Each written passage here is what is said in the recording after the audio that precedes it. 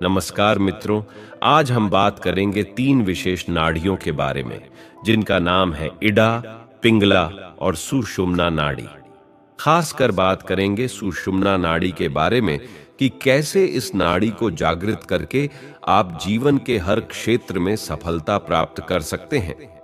फिर वह सफलता चाहे सांसारिक हो या आध्यात्मिक हो, या फिर चाहे आप धन, दौलत, यश, मान, पद प्रतिष्ठा पाना चाहते हो या आप अपना आत्मिक विकास करना चाहते हो, सब प्रकार का विकास आप सुषुम्ना नाड़ी के जागरण से संभव कर सकते हैं। अर्थात सुषुम्ना नाड़ी को एक सोए हुए पावर हाउस की तरह समझे। जब ये जागृत होती है तो अपार ऊर्जा का संचार होता है, हमारी सोई हुई क्षमता जाग जाती है। ये जागरण कोई चमत्कार नहीं है जो सिर्फ हिमालय के साधुओं के लिए है। ये कोई भी प्राप्त कर सकता है। जो आंतरिक यात्रा पर निकलने को तैयार है, योग, प्राणायाम और ध्यान जैसी साधनाओं से हम इस सोई हुई शक्ति को जगा सकते हैं। इसलिए वीडियो को अंत तक अवश्य देखें ताकि आप अच्छी तरह समझ सके और इसका लाभ उठा सके। सबसे पहले तो आप इन तीन नाड़ियों के विज्ञान के बारे में जानिए कि कैसे ये नाड़ियां हमारे शरीर में कार्य करती हैं। आप इस अस्तित्व में जहां भी देखेंगे आपको एक चीज कॉमन नजर आएगी। फिर चाहे आप प्रकृति में देखें, शरीर में देखें, मन में देखें, हर जगह आपको एक चीज कॉमन नजर आएगी और वह चीज है जुड़ा, यानी हर चीज आपको दो में नजर आएगी। जैसे कि अंधकार और प्रकाश, स्त्री और पुरुष, दिन और रात, निगेटिव और पॉजिटिव। और यह जोड़ा न केवल बाहर प्रकृति में बल्कि हमारे अंदर भी मौजूद होती है। वह जोड़ा है चित्त शक्ति और प्राण शक्ति के रूप में, शरीर और मन के रूप में। हमारा जो चित्त है वह इड़ा नाड़ी के कारण और जो प्राण है वह पिंगला नाड़ी के कारण संचालित होते हैं। हमारी नाक के अंदर दो छिद्र होते हैं जिसे हम नासिका बोलते हैं। जब हमारी सांस दाई नासिका से खुलकर चलती है, जिसे हम दायां स्वर भी बोलते हैं, तो इसका मतलब पिंगला नाड़ी चल रही है। और जब हमारी सांस बाई नासिका से खुलकर चलती है, जिसे हम बायां स्वर भी बोलते हैं, तो इसका मतलब इड्डा नाड़ी चल रही है। और उसी तरह जब हमारी नाक के दोनों स्वर खुलकर चलते हैं, यानी कि नाक से दोनों तरफ से सांस खुलकर आ जा रही हो, तो इसका मतलब हमारी सुषुम्ना नाड़ी चल रही है। हर एक घंटे में हमारी इड्डा और पिंगला नाड़ी बारी बारी से बदलती रहती है।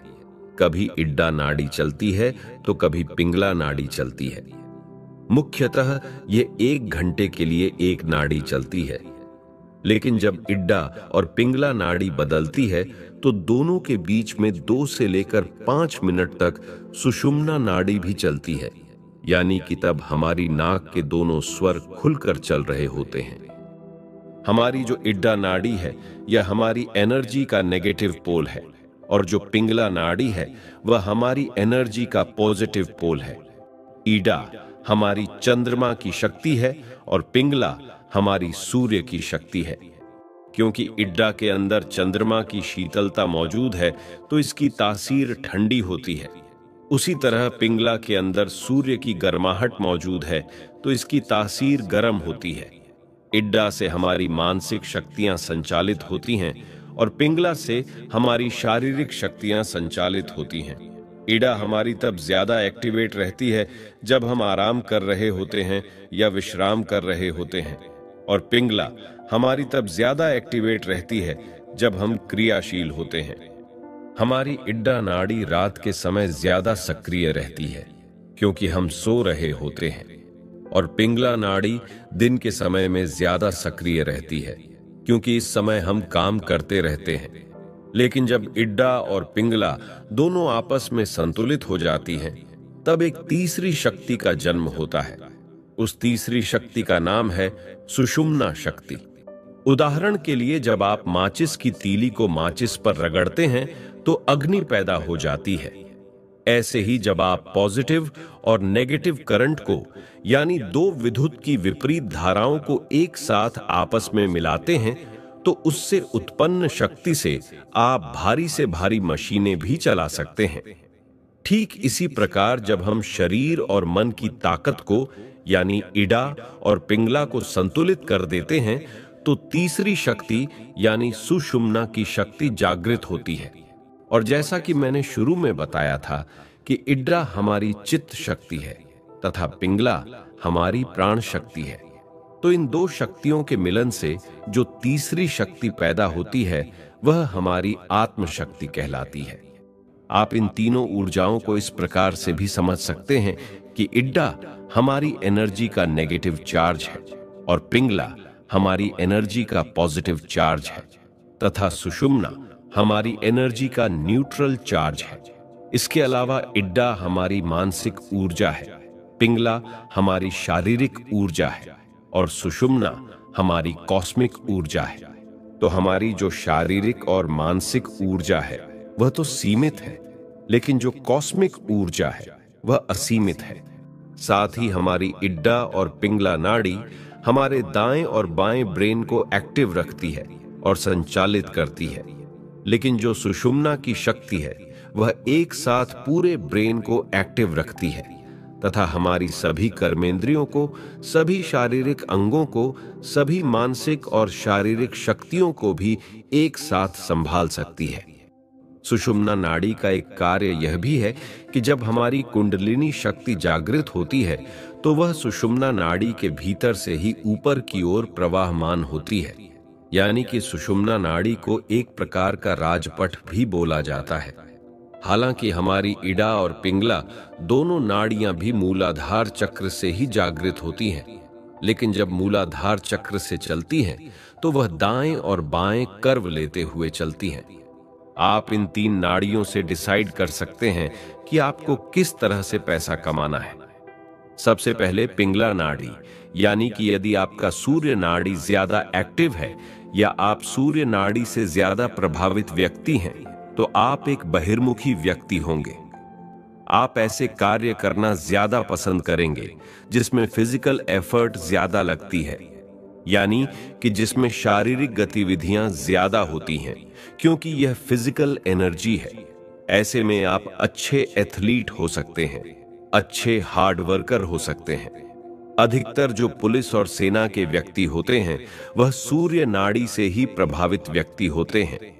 उसी तरह यदि आपके अंदर इड्डा नाड़ी ज्यादा एक्टिव हुई तो आप ऐसे कार्य करना पसंद करेंगे जो आपकी मानसिक ऊर्जा से ज्यादा जुड़े हुए हैं, यानी जो आपके विचारों से, चिंतन से, सोच विचार से, बुद्धि से ज्यादा जुड़े हुए हैं।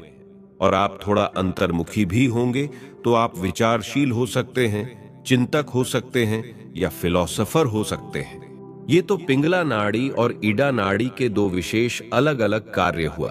अब हम आगे जानते हैं कि जिनका सुषुम्ना नाड़ी ज्यादा संचालित होगी तो वो कैसे होंगे। हालांकि ये नाड़ी बहुत कम लोगों में एक्टिव रहती है, अधिकांश लोग इडा और पिंगला नाड़ियों में ही रहते हैं। कुछ खास किस्म के लोग जिनकी संख्या बहुत कम होती है, उन्हीं लोगों में सुषुम्ना नाड़ी एक्टिव रहती है। अगर सुषुम्ना नाड़ी का आपके ऊपर ज्यादा प्रभाव हुआ तो आप एक अच्छे साधक हो सकते हैं, ध्यानी हो सकते हैं या ज्ञानी हो सकते हैं। आपके अंदर आध्यात्मिक और धार्मिक अभिरुचि हो सकती है। आप एक अच्छे ऋषि मुनि अथवा साधु संत हो सकते हैं। तो अब आप समझ चुके होंगे कि तीन प्रमुख नाड़ियां क्या हैं। इसलिए अब आपको यह देखना है कि आपको इन तीनों में से किस नाड़ी में जाना है। जनरली हम पहले दो नाड़ियों में ही होते हैं, यानी इडा और पिंगला में। लेकिन जब आपको इडा और पिंगला नाड़ी सफलता नहीं देती, तब जो आप अपने जीवन में पाना चाहते हैं, आपको सुषुम्ना नाड़ी का प्रयोग करना चाहिए। जैसा कि मैंने ये बताया, सुषुम्ना नाड़ी जिस व्यक्ति के अंदर ज्यादा प्रभावी होती है, ऐसे व्यक्ति साधु संत हो सकते हैं। लेकिन आपको सुषुम्ना नाड़ी को जागृत करने के लिए समाज से अलग होने की कोई जरूरत नहीं, बल्कि आप समाज में रहते हुए भी इस नाड़ी को जागृत कर सकते हैं और अपने सभी कार्यों को सिद्ध कर सकते हैं। हमारी हर एक घंटे में इडा नाड़ी चलती है, फिर 2-4 मिनट के लिए सुषुम्ना नाड़ी चलती है, फिर 1 घंटे के लिए पिंगला नाड़ी चलती है। तो बारी बारी से ज्यादा टाइम तो इडा और पिंगला नाड़ी ही चलती रहती है। लेकिन जब आप साधना के द्वारा तथा अपने व्यवहारों के द्वारा अपने जीवन में सुषुम्ना नाड़ी का समय जितना ज्यादा बढ़ाते चले जाएंगे, उतना ही आपको सुषुम्ना नाड़ी का फल भी प्राप्त होना शुरू हो जाएगा। सबसे पहले हम यह समझते हैं कि यदि आपके जीवन में सुषुम्ना नाड़ी का समय बढ़ेगा तो आपको पता कैसे चलेगा। इसका संकेत यह है कि जब आपकी नाक की दोनों नथुने से श्वास की धाराएं खुलकर चलने लगे अधिक से अधिक समय तक, तो इसका मतलब आपका सुषुम्ना नाड़ी का समय बढ़ रहा है। अब हम बात करते हैं कि इससे मनचाहा फल कैसे प्राप्त होता है। होता क्या है कि जब हम इड़ा और पिंगला नाड़ी के माध्यम से जितनी भी इंफॉर्मेशन कलेक्ट करते हैं, तो वह सारी इंफॉर्मेशन हमारे अंदर गहराई तक नहीं जाती। यानी हम सिर्फ बुद्धि तक की सुनते हैं और सुनकर भूल जाते हैं, जिससे हमारे जीवन में कोई ट्रांसफॉर्मेशन नहीं आता। जिस तरह हम ज्ञान तो बहुत लेते हैं साधु संतों से, किताबों से, लेकिन अपने जीवन में उससे बदलाव नहीं ला पाते। इसलिए जब तक आप इड़ा और पिंगला नाड़ी में रहते हैं, तब तक आप जो भी इंफॉर्मेशन कलेक्ट करते हैं वह सिर्फ आपके माइंड तक ही सीमित रहती है। उसका आपके जीवन पर कोई प्रभाव नहीं पड़ता। लेकिन जैसे ही आपकी सुषुम्ना नाड़ी एक्टिवेट होनी शुरू हो जाएगी, तो आपका ज्ञान आपके अंदर ट्रांसफॉर्मेशन लाना शुरू कर देगा। यानी कि जो भी आपने सीखा होगा उसी अनुसार आपका जीवन भी परिवर्तित होना शुरू जाएगा।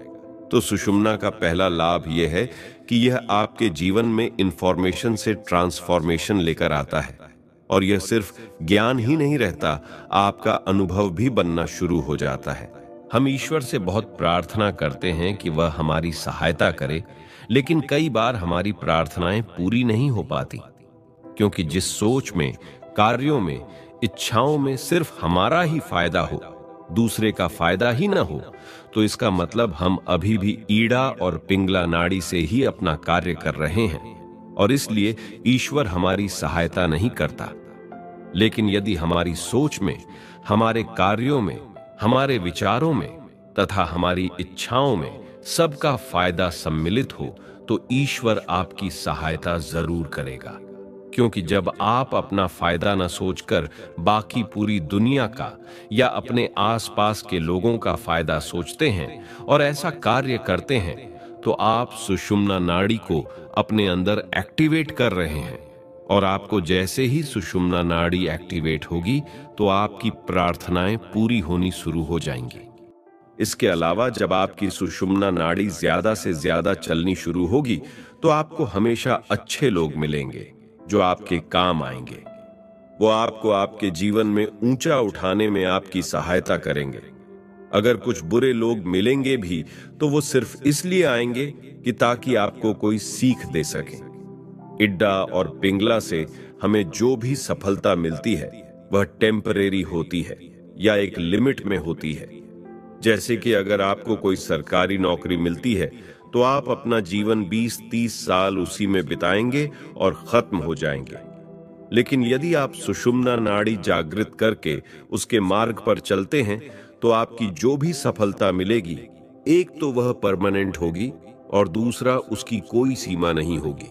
यानी कि आप एक विशाल सफलता के द्वार को अपने जीवन में ओपन कर सकते हैं। जब आपकी सुषुम्ना नाड़ी एक्टिवेट होती है, तो आप अपना जीवन ईमानदारी से जीते हैं। आप किसी प्रकार की बेईमानी वगैरह नहीं करते हैं।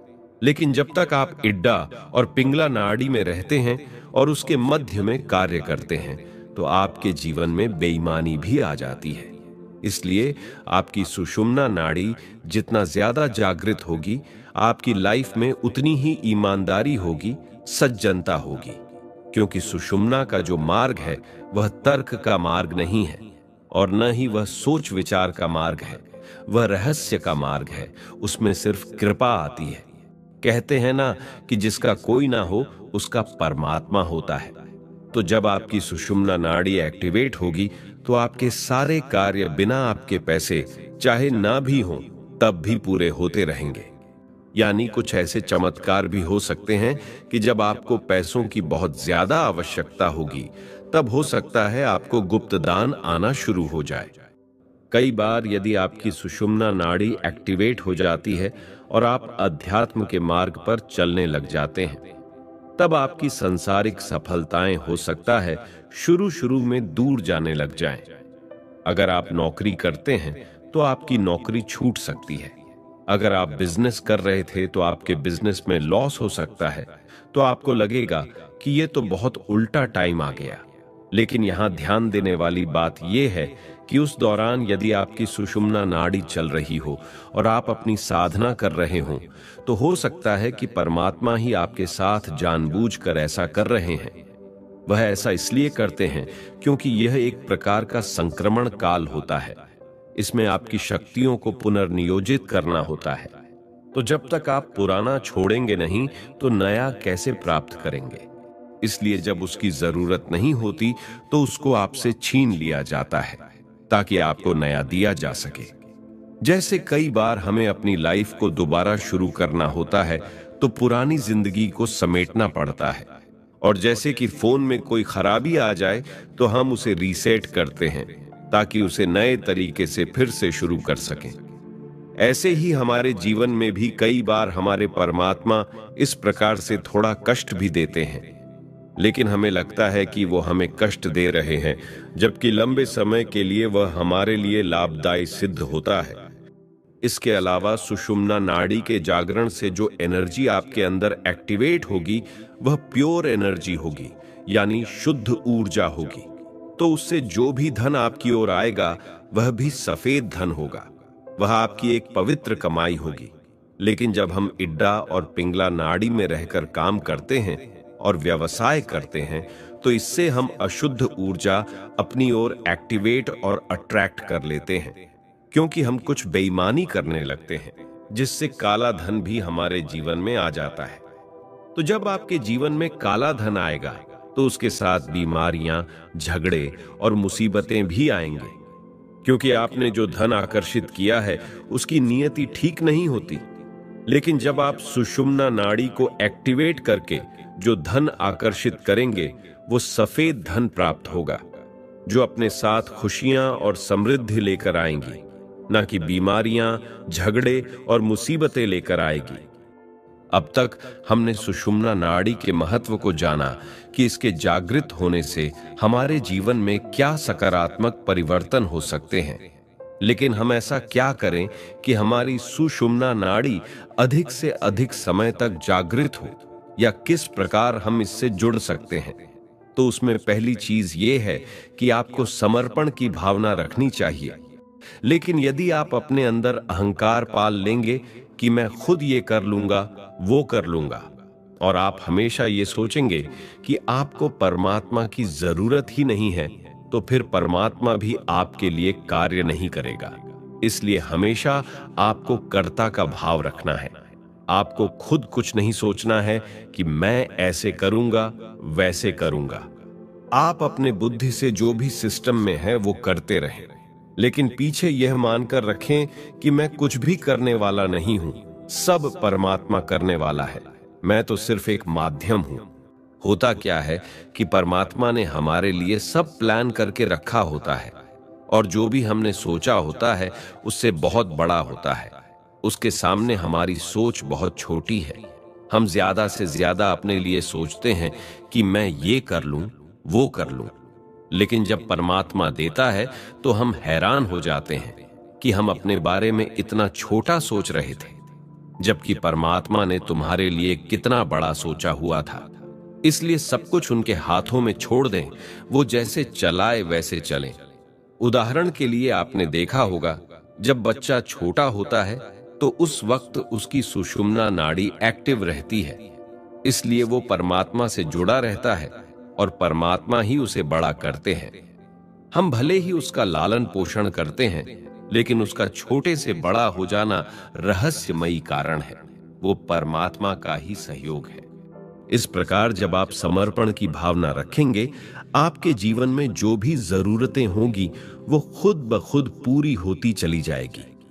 आप हमेशा किसी न किसी प्रकार से परमात्मा के साथ अपना लिंक बनाकर रखें, जैसे कि ध्यान के द्वारा, मेडिटेशन के द्वारा, ज्ञान के द्वारा या भक्ति के द्वारा। किसी भी स्पिरिचुअल प्रैक्टिस को आप ब्रह्म मुहूर्त में प्रैक्टिस करें। कोई भी आध्यात्मिक साधना हो उससे आप जुड़ सकते हैं। जब आप कोई भी स्पिरिचुअल प्रैक्टिस करते हैं तो आपको डेली बेसिस पर एनर्जी मिलती रहेगी और आप रिचार्ज होते रहेंगे। इससे आपकी एनर्जी पॉजिटिव बनी रहेगी और आपकी सुषुम्ना नाड़ी ज्यादा से ज्यादा चलनी शुरू हो जाएगी।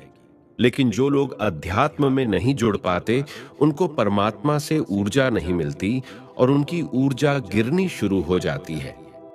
इसके अलावा सुषुम्ना नाड़ी को जागृत करने के लिए अनुलोम विलोम और भ्रामरी प्राणायाम जैसे अभ्यास जागृत करने में मदद करते हैं।